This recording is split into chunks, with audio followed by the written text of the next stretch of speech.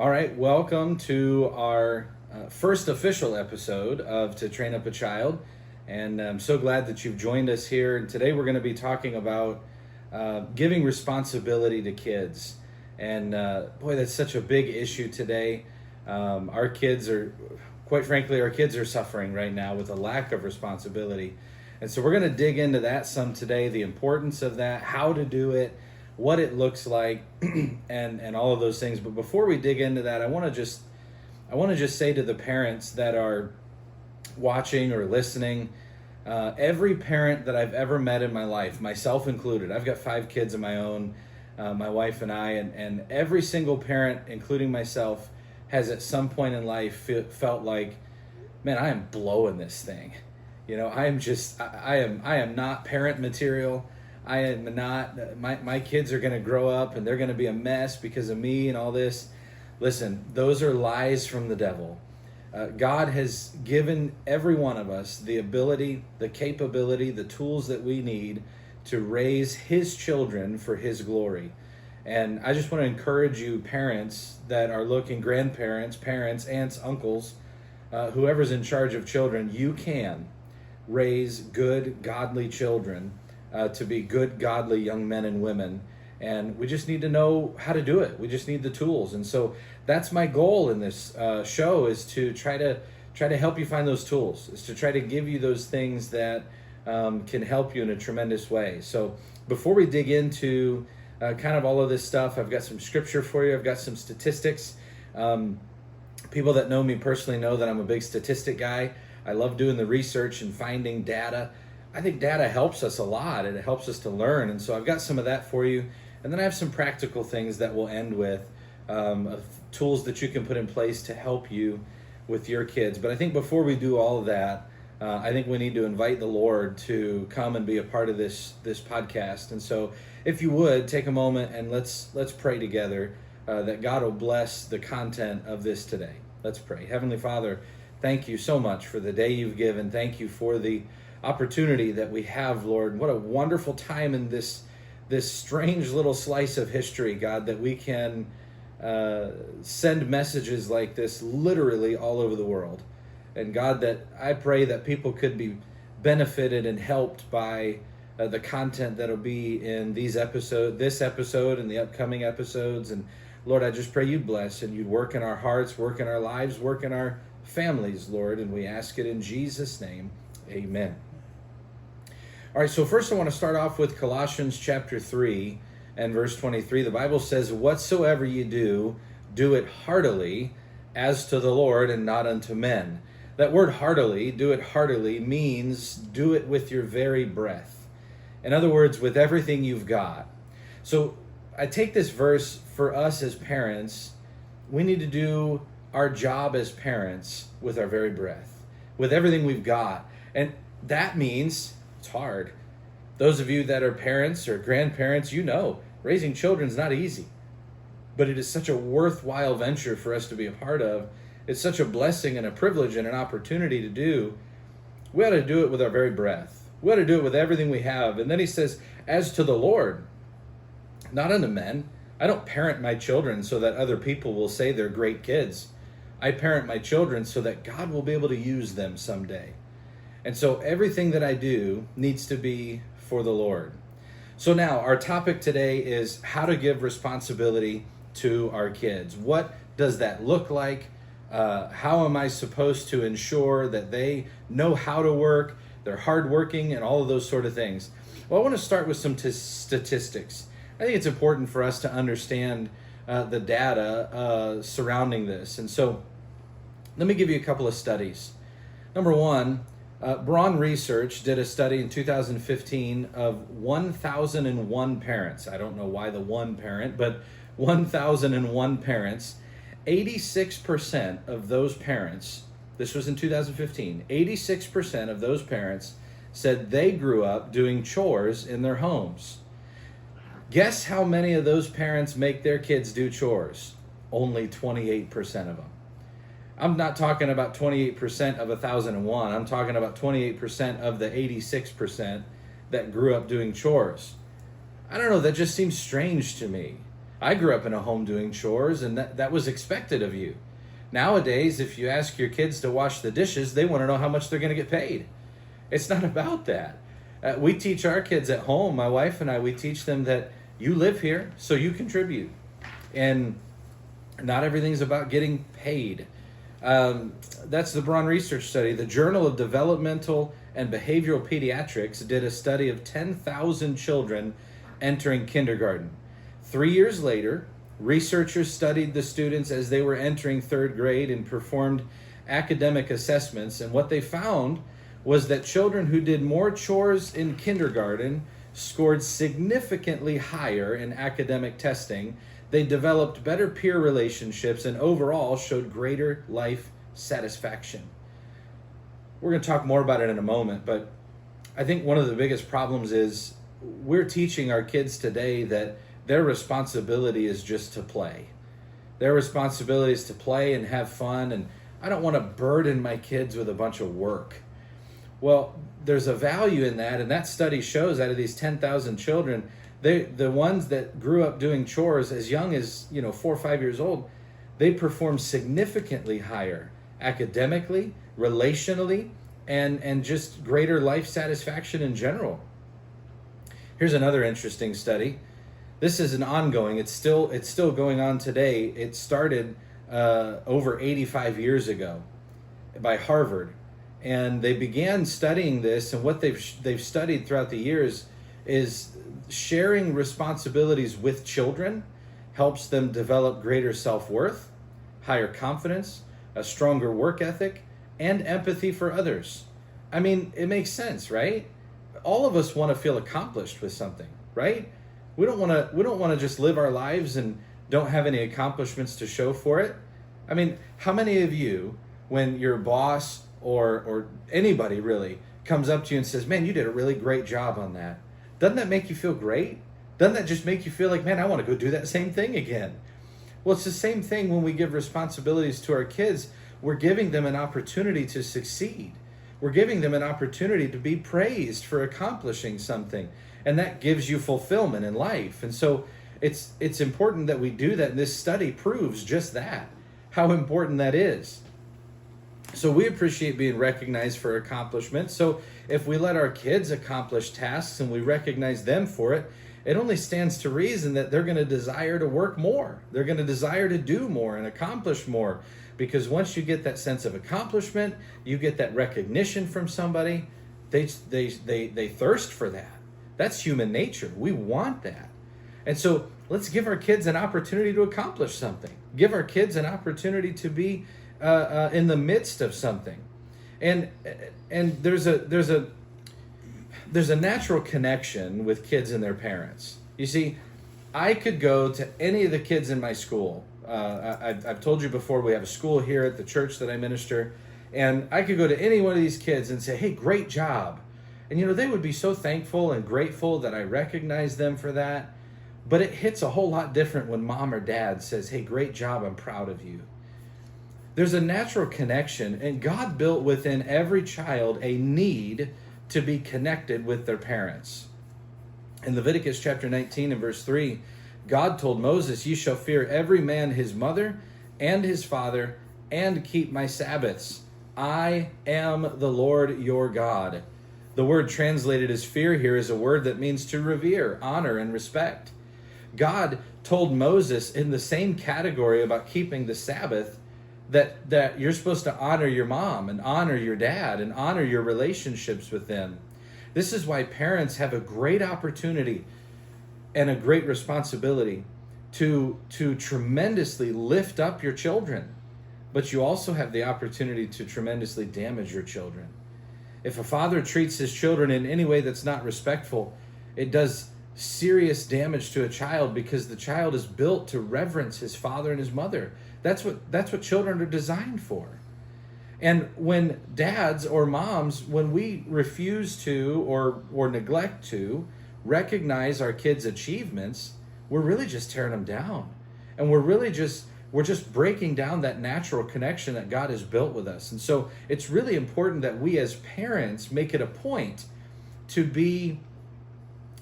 praise our kids, to make it a point to be to give them the opportunities to succeed and then recognize those things. And so the question really is, if the data so clearly shows that children doing chores is so obviously beneficial for them, then why are 72% of the parents that grew up doing these chores, why are they not making their kids do chores? All the data shows that it's valuable to give your kids responsibility. Now, before we get into that, let me share you a little bit more statistics about why this is so dangerous to have kids growing up without responsibilities. It's not just a matter of children not doing chores. And I'm not being over dramatic here. I'm telling you, it is a generation changing problem that we're facing today. It is kids that don't know how to work. From the day a baby is born until the day that child reaches adulthood, he grows up in an environment that is constantly evolving. It is ever updating, and there's always a new selection of toys and games and entertainment opportunities and all sorts of things. I remember when I was a kid, we had the Atari video game system. And I know that ages me a little bit, and that was the cool thing of the day, man. That was it. If you had the Atari video game system, we grew up playing games like Pong and Food Fight and Asteroid. And you know, in our day, the graphics of that was well, looking back on it now, it was pitiful. But to us, man, that was awesome. That was so cool. Fast forward to my teenage years and introduced to the age of Call of Duty. And Call of Duty, the graphics in some of these games were so real that kids were actually mistaking the games for reality and vice versa. And kids were play acting what they played in a video game, but it wasn't a video game, and people were getting hurt. And that's shown in history as true. That I'm not making that up. And so, and then you go to today. I mean, the video games they're coming out with today, you have entire worlds that are explorable, and every inch of that world has such great, tremendous detail, and the graphics are just phenomenal, and all these sort of things. You say, what's the problem with that? Technology advances. There's no problem with that, except it builds into this atmosphere of we are taught to be dissatisfied. We are taught to say this isn't good enough, we need more. This isn't good enough, we need more. And I would say this isn't just for children, by the way. Adults battle this too. The perfect example of that is the car lease. I want to have a new car all the time. So I'll just lease one for 36 months, and then I'll trade it in for a new one. Meanwhile, you never have an opportunity to be financially free. You're always paying for a brand new car.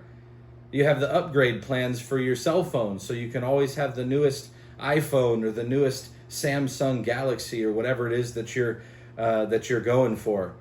And we have these plans, these opportunities to always have the best and the greatest. And so we're in this environment that nothing's ever good enough. And society is telling our kids that their job is to play. I mentioned this earlier. Many parents, by their inaction or by their action, they support that idea that my kids, I don't really want them to work. I'll tell people that, my kids at age 7 and 8 and 6, they're learning how to load and unload a dishwasher. They're learning how to do laundry. They're learning how to, clean a table and vacuum and sweep and all of these sort of things. And people say, man, you just need to let your kids be a kid. Listen, my kids are kids and I let them be kids, but you know what? They have to learn. They have to learn how to do these things. We can't just raise our kids that their job is to play.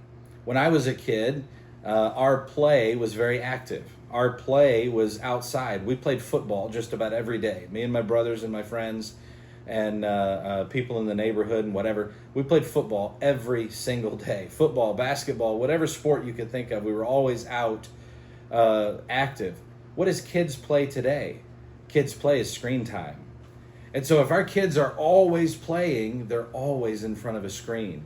And I'll be doing another episode on that soon about the dangers of screen time and how we can manage and even replace some of that.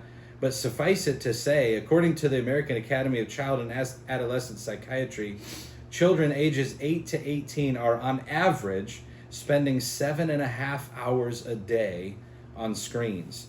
7.5 hours. Now, again, we'll talk more about that in another episode, but can we all just agree right now that 7.5 hours is too long? That's far too much time. And we need to understand that we're putting our kids in a position that we're making things dangerous for them. We're making it dangerous. We're putting by telling them their job is to play, and their play involves this screen time, then we're just putting them in front of the screen, and that's where they live. And we don't understand the dangers we're putting our kids in. But we need to understand their job isn't just to play. Think about our schools today. In schools, teachers are mandated to make lessons that are fun and engaging and exciting. Why? Because that's what our kids know. Everything that they have is on a screen in front of them, and they control it, and it's engaging and it's exciting and it's energetic and all of these sort of things. And so if teachers get up in school and they try to teach a concept of mathematics, for example, there's only so much fun you can put into mathematics, in my opinion. But they have to. And they have to try to find some way to make it fun. They have to turn it into a game. They have to turn it into this. And I'm not against all those things. It's just a symptom of what we've created, is this fun-centric society that our kids don't know how to work for something.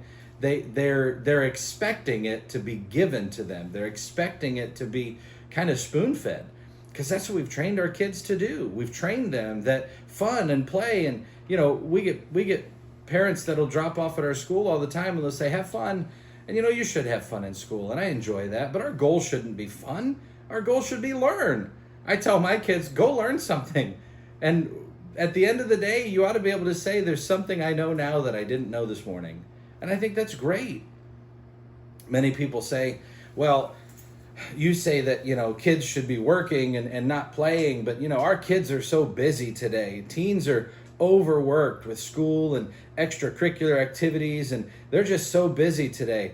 According to the Fordham Institute, only 6% of teens in the United States participate in 20 hours or more of organized activities per week. The average child only spends 5 hours a week on extracurricular activity. So I'm just not going to agree with that kids are just so busy. Now, sometimes that can be the case, but that's a parent's choice. If you put your kid in every sport you can imagine, yeah, you're going to be busy. But that's your choice to do. I don't think our kids are that busy. I think our kids are occupied. That's a different thing. Think about colleges today. Colleges are having to market themselves as having all sorts of fun experiences. According to a study published by the University of California, professors Philip Babcock and Mindy Marks showed in 1961, American college students spent an average of 24 hours a week studying, plus 15 hours a week in classes. In 2003, the average study time of a college student was only 14 hours per week. More recently, according to the National Survey of Student Engagement, most college students are spending about 10 hours a week studying. 24 hours a week down to 10 hours a week.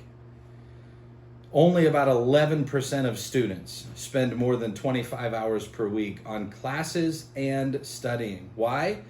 Because our kids, when they were little, they learned that life is about fun. They learned that life is about playing. They learned that life is about doing what you want to make you feel good. And so then we get to college, and college is write this paper, do this project, research about this. And they're going, well, this isn't fun. And so guess what? Kids don't want to go to college anymore. So colleges have to say, okay, we have to create all of these fun, engaging things to make this interesting for these kids. I'm not against fun things in college. I'm not against sports. I'm not against all of those things. What I am against is replacing the work with fun. Because what we've created, even in our college cycle, is we've created AI generated studying, and we've created that if I've got a paper due, I could just chat GPT it, and then I got to go through and maybe edit some things so that they can't tell it was chat GPT, but I don't have to do the research. I'm going to let chat GPT do it for me. ChatGPT is a great tool, and so are so many of these AI tools that are fantastic tools, but they're being used not as tools, they're being used as replacements. Why? Because kids want to go get to the fun part. They don't want to get to the work. They want to get to the fun part because they've been taught that that is what their goal is. That is what they're supposed to do. So now let's get to the kind of the crux of the matter here. Why, if we know and if the data shows that work and responsibility is good for kids, why are parents not making kids do chores? Let me give you the top 4 reasons, and then I'm going to give you my answers to each one of these reasons. But let me give you the 4 reasons first. Number 1, these are the top 4 reasons parents give for why they don't assign chores to their kids. Number 1, asking my kids to do chores just creates more work for me. Number 2, I can't trust my child to do it the right way. And I say, AKA, my way. Number 3, our family has so little free time. I don't want them to spend that time doing chores. And here's number 4, and this is a sad one. My kid won't do chores even if I tell him to. So let me give you my answers to each one of those, and they're going to be biblically based answers, okay? Number 1, asking my kids to do chores just creates more work for me. Well, let me ask you a question. Who lied and told you that parenting wasn't work? Parenting is work, and it's hard, and training a child is difficult. It's challenging. It's absolutely work. There's a saying I learned a long time ago when I used to manage a retail store: inspect what you expect. And what that means is if you tell a child to do something, 100%, you're going to have to go inspect that thing. That child doesn't know what they're doing. You have to teach them and train them. And in order for them to learn, they have to fail. And then you have to teach them through that failure. And that's okay. You have to inspect what you expect. When you assign a task, you can't just walk away and assume that it got done. You have to go back. And you say, oh, but that doubles my work. Sure, for now. But what you're doing is you're creating a culture in your home that we all do the work. And we'll talk more about that in a moment, but we all do the work. And you're creating a culture in your home that it's important that everybody contributes. Now people will say, man, I hear what you're saying, but the job will get done faster and better if I just do it myself. Yeah, I get that. And you're probably right. But it's not about being task focused. It's about teaching. It's about training. It's about making your child understand life is about work. And we have to work to accomplish anything. And if you say, man, you know what? I know that I want to teach them this, but I just want to make sure it gets done. And so I'm just going to go do it myself. Sometimes that's okay. But we also need to understand that the investment of time that we make in parenting, it will pay off.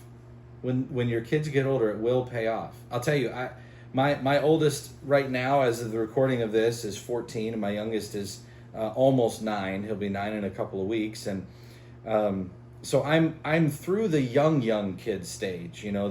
The 2 to 6 kind of stage. I'm done with that. But I can look back on that and tell you, man, those were some exhausting years. Those were hard because it's a lot of work. It's a lot of teaching. It's a lot of training. And now my kids are older. I still have to teach and train. I still have to guide, and I still have to give standards and all those things. But it's a lot less than it used to be because I've trained them. I've put them in a position. My wife and I have built a culture in our home that we're all responsible for our home. And so it's not about just getting the job done. It's about teaching your child how to be responsible. And I hate to break it to you, but teaching is hard work. Many people look at teachers, and they say, man, it's a sweet gig. They get the summers off. No, they need the summers off. If they don't have the summers off, they're not going to last much longer. It's a hard job to teach. The challenge as parents is we don't get the summers off. We're teaching all year round. But it's a blessing, and I'll talk about that more in just a moment. Let me give you the answer to number 2. Number 2, I can't trust my child to do it the right way, also known as my way. Now, this is again a part of teaching. It's okay if my child doesn't do it exactly the way I do it, but at the same time, they're going to learn to do it right. They might not use the same methods that I use. They might not do the same process that I do, but the end result must be the same. And if that means we have to go back and try it again, then we may go back and try it again. But we need to let go of our perfect view of everything and focus more on the value these tasks bring to our child's life instead of just the task itself. Sometimes we get this idea that when I say I want the trash taken out, this is a simple thing, but when I tell one of my kids I want the trash taken out, what I mean is the trash bag taken out of the can, taken outside and put in the trash can outside, and then a fresh bag put in the can on the inside. Now, I didn't say that. All I said was take the trash out. But sometimes my kids have a differing opinion. And sometimes they may think, well, I'm going to take the trash outside, and then we leave the can empty. That's not a complete job. And so I could get upset with that, and I can get frustrated with that, or I can simply redirect and say, hey, I think you forgot something, and then we get a bag in the can. That's a simple example, but we need to get rid of this idea that, well, if I ask my kid to do this, he's not going to do it completely.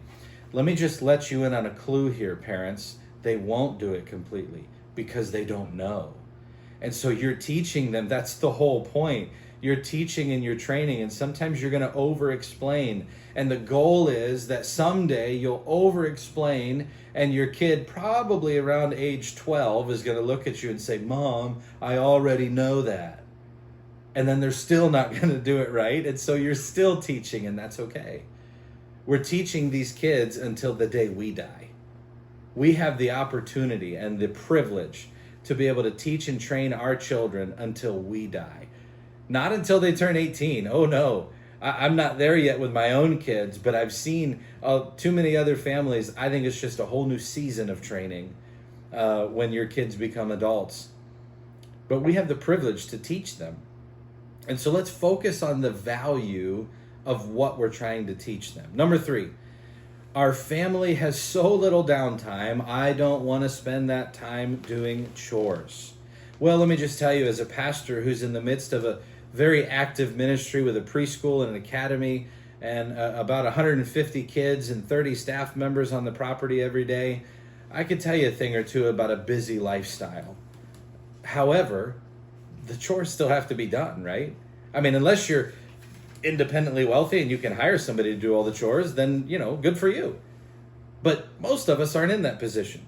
And so the chores still have to be done. Regardless of how busy you are, we still have to get it done. So you can say, well, I don't want my kids to be burdened. Well, then who are you burdening? You're going to burden yourself. So why don't we burden everybody? It's our home, right?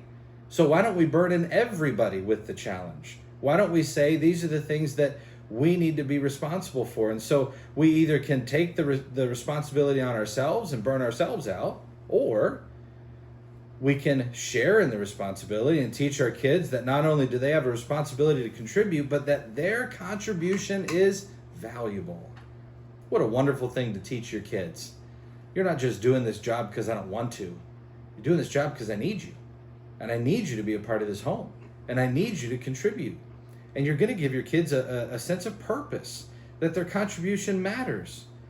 Man, sometimes we can kill ourselves trying to get everything done and trying to do it all ourselves, and our kids just sit there and wonder why mom and dad don't ever have time to play with them. Mom and dad don't ever have time to sit down and play a board game, or even play a video game together, or go outside and do something in nature, because the parents are too busy, because the kids are playing and mom and dad have to do all of the chores. You see, it's not just about burning yourself out. You're not teaching your children the responsibility of life. And we need to be very careful about that. And here's the 4th and last one. My kid won't do chores even if I tell him to. The problem with this answer is that it is squarely 100% the parent's fault. When kids don't listen, it is 100% parents' fault. I know people will disagree with me on that, and I know that all of these things people will say, but listen, Colossians chapter 3, verse 20 says, "Children, obey your parents in all things, for this is well-pleasing unto the Lord." I teach my kids, and I've taught all the kids in this ministry here, the job of a child in the home is to obey. That's what they're supposed to do. You're to obey. You're to obey and to submit to the authority. Now, to submit doesn't mean that you're not allowed to have your own thoughts. You're not allowed to have, your own plans and your own expectations. But it simply means that you're going to submit your agenda to the agenda of those who are in authority over you. So this isn't to say our children should be robots and should never have ideas or opinions. There's been times where I've taken my child's opinions on things and said, yeah, let's do that. And that's fine. But in the end, parents, you're in charge. I'm not sure where we got off and we got tricked into believing we're not. But parents are in charge. And we've come so far as to allow our children to be in charge. The job of a child is to obey, not to argue. It's not to correct, and it's not to rebel. The job of a child is to obey. And if you haven't taught your child that, I get with parents with small children. And parents with small children, they will allow their kids to do things, and they think it's cute, and they laugh, and they have a good time with it. And those are the same parents that sit in my office when their kids are 15 years old, and they say, I don't know what happened. I know what happened. You laughed at their rebellion. And you say, oh, you're being so old-fashioned. You're being so... Yeah, okay, I'm a little bit old-fashioned, but I'll tell you, it works. And we need to teach our kids when they're young that your job's to obey. Your job's not to correct me. Your job certainly isn't to hit me. Children don't hit parents. That's another topic altogether. But we need to make sure that our kids understand that when we give a direction, we expect it to be completed. And there needs to be accountability when it isn't. So here's the all-important question. And here's how we'll end this with a couple of thoughts here. How can I effectively give responsibility to my child? Number one, decide and commit that you're going to spread tasks out, age appropriately, across the entire family. Yes, that means moms and dads have to do chores too. I don't think it's right to just take all the chores and split it up across the kids while mom and dad sit there with a cup of coffee and watch them work. Not only do I think that's unfair, I actually think it damages the structure of what you're trying to build. You're trying to build a teamwork kind of mentality and not a despotism mentality. We're trying to create this mentality that we're all in this thing together. So that means we all have a piece. We all have a responsibility. Jesus said in Luke chapter 14, verse 28, he said, "For which of you intending to build a tower sitteth not down first and counteth the cost, whether he have sufficient to finish it?" Now we'll often use this verse to talk about budgeting and planning and preparing for the future. And that, of course, is the valid context principally, but that's not what Jesus was talking about. In the verses prior, he said that to come to Jesus and follow him, you must hate your family and bear his own cross and follow him. Now, that wasn't an actual command to hate everyone. It was about setting a priority of following Jesus above all things. So it is when you decide you're going to do something for your kids, like teach them responsibility. You have to say, nothing is going to change my mind. Nothing is going to stop me. If you do not decide and commit in the very beginning, then the first whine or the first cry from a child will have you shouting, abort mission. You got to make a decision in the beginning. I'm going to teach my kids responsibility. Which leads into the second thing here, which is to provide age-appropriate tasks. Now, you're not going to ask a 3-year-old to go wash dishes. They might climb up on a step stool and help you, and that's fine. But you're not going to ask a 3-year-old to go in and do laundry. You're going to ask the 3-year-old to go pick up his toys. And they should have that responsibility. You got them out, you pick them up. It's one of the craziest things I see today is when kids will get every single toy they own all over the floor to play with one, and then 5 minutes later, mom's on her hands and knees crawling around picking them up. It's one thing for mom or dad to be on their hands and knees picking up toys with a kid right next to them. showing them how to do it, but you shouldn't be picking them up for the child. They got them out. They can pick them up. We need to teach our kids personal responsibility. And in teaching them that, we teach them the excitement of accomplishment. Those of you that are parents now, and maybe you're past the stage of the little kids, do you remember how excited we got for some of the silliest things? When they picked up one toy and put it in the toy box and we sat there and went, "Yay! What a great job you did!" It's really not that big of a deal. But what we were teaching them was the excitement of accomplishment. You did something. And every time you did that to a child, what did they do? They smiled and they wanted to do it again. That's the whole point. We need to teach them that personal responsibility and accomplish something in life is a wonderful thing. We have to do this age appropriately, though.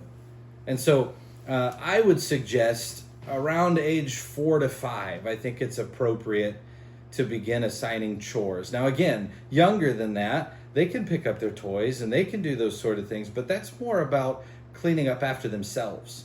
Chores in the home is about all of us contributing together. And you say, "Oh, if I ask my 4-year-old to do this, there's no way it's getting done right." Well, rewind a little bit this episode, because I just talked about that. And it's not going to get done right the first time. That's why it's called training.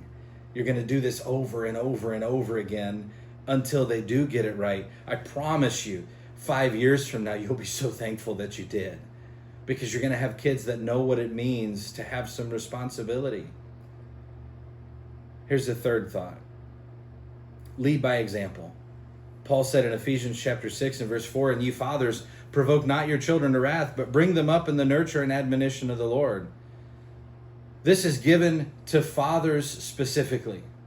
Now, the role of fathers in a home, that's a whole episode I could spend time on, specifically that by itself. But God gave the responsibility to teach and train to their fathers.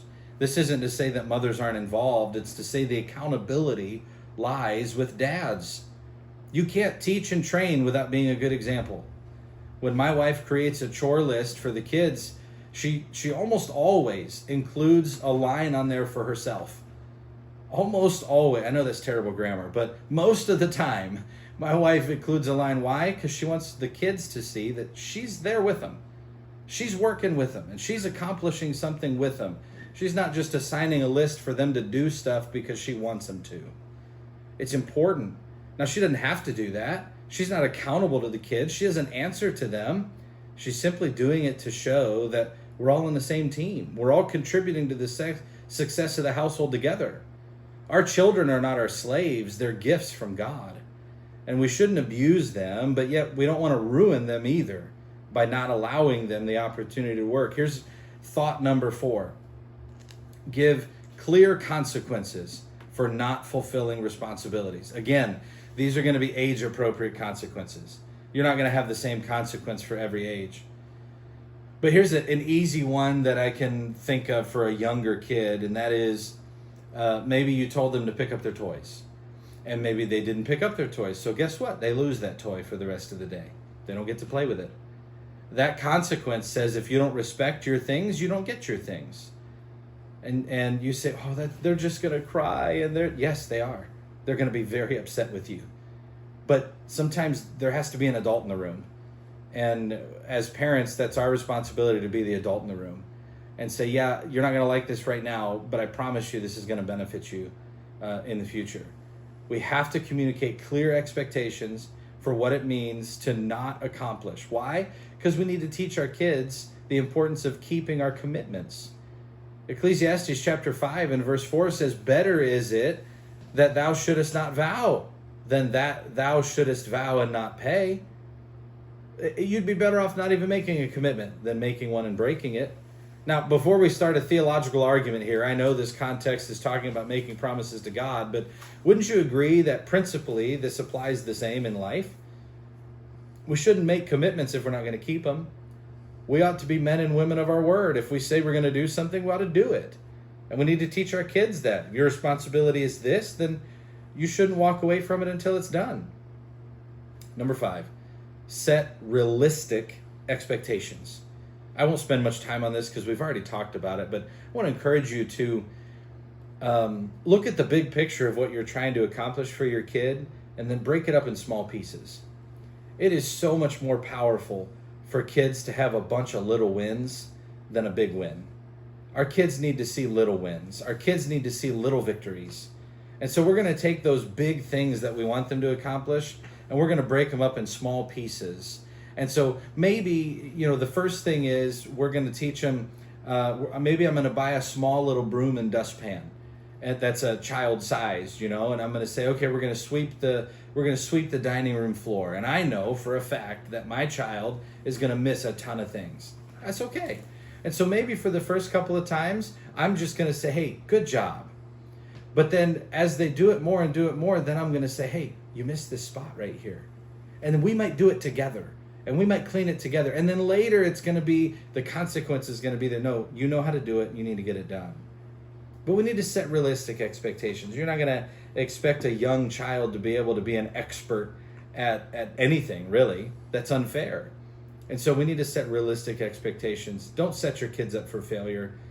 Start with little wins and then make them more and more challenging. Number 6, provide positive reinforcement.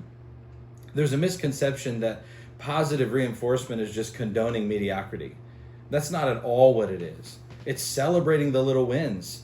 And it's ensuring that our children get to feel the joy of accomplishment. And so positive reinforcement. Great job. You did a great job. And it might even be, you did a great job, but, and we may have to challenge that, and that's fine.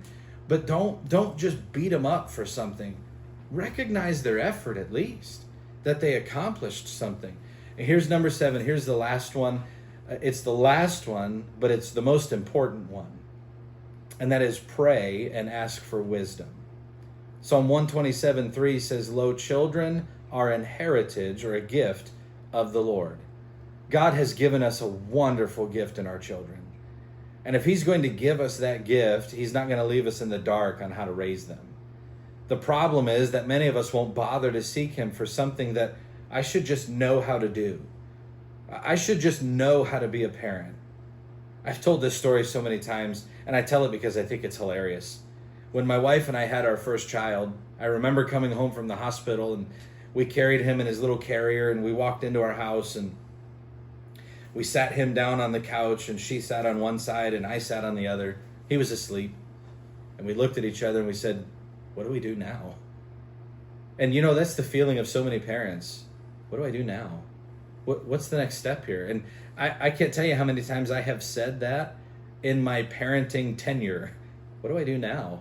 As they get to this age and these challenges, what do I do now? Why don't we ask that question to the Lord, the one who gave us these children as gifts? God, what do I do now? Give me wisdom that I know how to raise these children.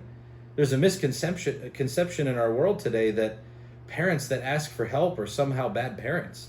No, I think those are the best parents. The parents that recognize that they fall short on something and they need some help. And so they ask for it. But we need to ask the Lord for his help. Man, the longer I'm a parent, the more I realize how little I know and how much I need him. How much I need his help. James chapter 4, verses 2 and 3 says, ye lust and have not. Ye kill and desire to have and cannot obtain. Ye fight and war, yet ye have not, because ye ask not. Ye ask and receive not, because ye ask amiss, that you may consume it upon your lusts. And sometimes we just wander through life clueless. Why? Because we failed to ask. And sometimes we ask, but we ask for the wrong reasons. So we still don't get the answer. We need to go to the Lord. I think our society would be in a much better place if we would have more parents that would parent from their knees and that would go to the Lord for wisdom and strength to know how to handle these situations and how to handle parenting, how to handle raising these kids, how to handle giving them responsibility, how to handle the problems that we come up with. And then our kids become teenagers and we go, oh my goodness, how do I handle the hormones and how do I handle that? Listen, God knows the answer to all that. They're his children. He's given them to us as gifts. He's not going to leave us in the dark.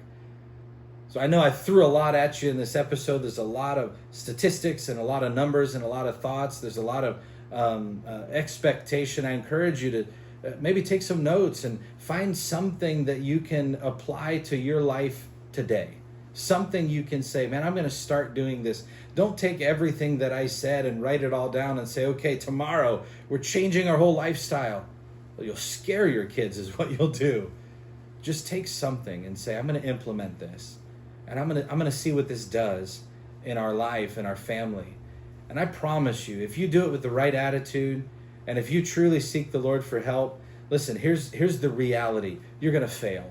And you're going to fail over and over again. Don't beat yourself up about it. Just keep going back to the Word. Keep going back to the Lord. Keep seeking God for that wisdom and strength. And then eventually you're going to look at this whole situation and you're going to go, man, I am so glad that I strove to train up a child in the way he should go. I am so glad that I fought to make sure my kids grew up learning the importance of responsibility, the importance and the value of accomplishments, and the importance of serving one another and serving our God. Thank you so much for joining me today. I pray you have a great day, and I look forward to seeing you in our next episode.